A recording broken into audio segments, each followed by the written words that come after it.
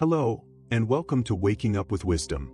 In today's episode, we're diving into a heartwarming story about Ananda, the devoted disciple of Buddha, and a young girl named Pakati, who teaches us profound lessons about love, kindness, and the power of humility.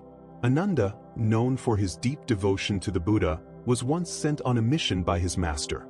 His path took him through many villages as he spread the Buddha's teachings of compassion and enlightenment. One hot afternoon, as he traveled under the harsh sun, he came across a well at the edge of a quiet village. He approached it, feeling the need for a refreshing drink to continue his journey. Near the well stood Pakati, a girl from the Mathanga caste. In those days, society was deeply divided by caste, and those of higher status often refused to interact with or accept help from the lower castes. Pakati, who was fetching water, noticed Ananda approaching. She could tell from his appearance and demeanor that he was a Brahmin, a man of higher caste. Her heart trembled as he walked towards her, wondering why someone so holy would approach her. Ananda, sensing her discomfort but unaware of the reason, kindly asked, "Sister, may I have some water to drink?" Pakati hesitated. She had been taught from birth that her caste was considered inferior, unworthy of serving someone from the higher ranks of society. Lowering her eyes, she replied, "Brahmin, I am not fit to give you water. I belong to the Mathanga caste, a humble and lowly group. Please, do not ask me to serve you, for I fear that I may contaminate your holiness." Her words were filled with the weight of centuries of social conditioning. She had internalized her supposed inferiority, believing that her very touch, her mere presence, might defile someone of higher standing. Pakati's heart, though filled with humility, was burdened by the injustice of her birth, a life predetermined by social order. But Ananda, ever wise and compassionate, saw beyond her words. His face softened into a gentle smile, and he spoke with a kindness that cut through the invisible chains of caste. "Sister," he said softly, "I am not asking for your caste. I am asking for water.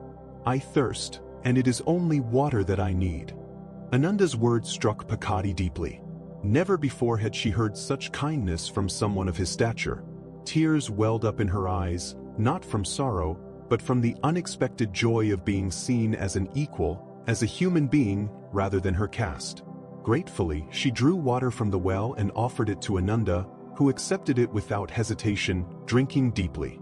He thanked her with a respectful nod, and then continued on his journey, leaving Pakati standing by the well, her heart racing with emotions she had never felt before. As Ananda walked away, Pakati's mind was consumed with thoughts of him. She felt drawn to him, not just because of his appearance, but because of the way he treated her. She followed him from a distance, wanting to see more of him. She had never encountered someone who treated her with such respect, despite the low status society had given her. That night, unable to rest, Pakati's thoughts turned to love.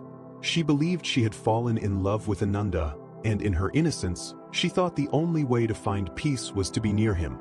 The next day, with a heart full of desire, she went to the monastery where Gautama Buddha was teaching. As she stood before the Buddha, her voice trembled with emotion. "Lord, please help me.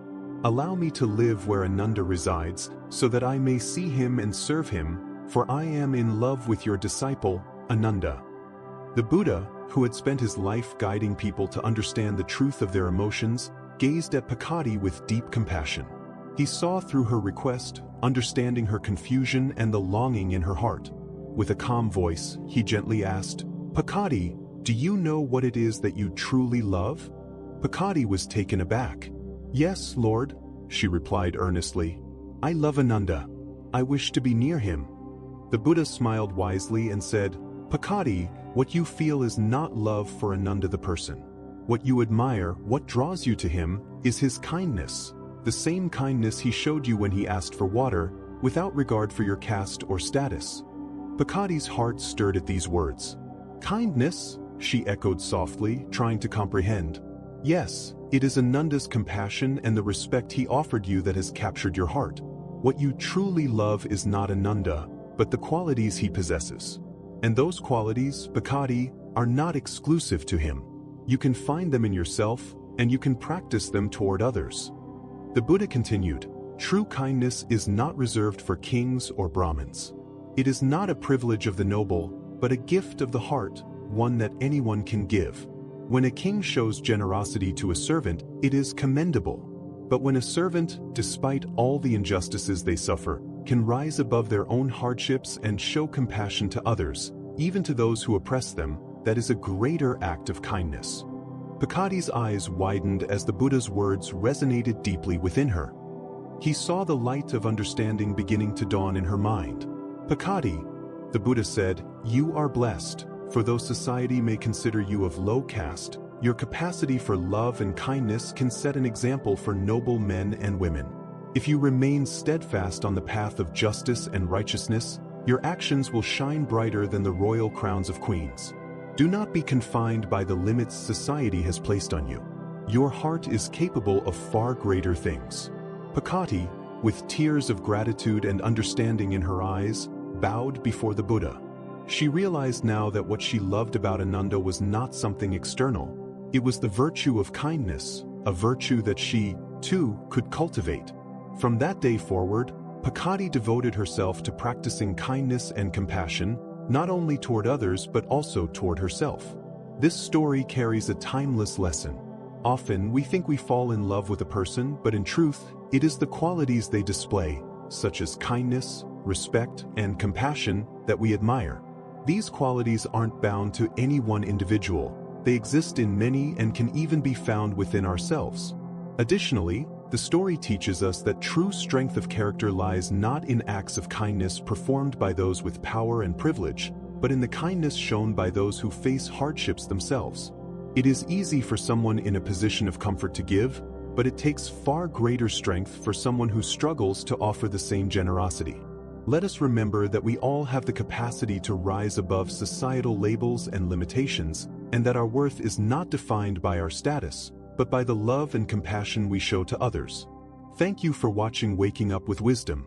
Stay blessed, and may we all continue to grow in love and kindness.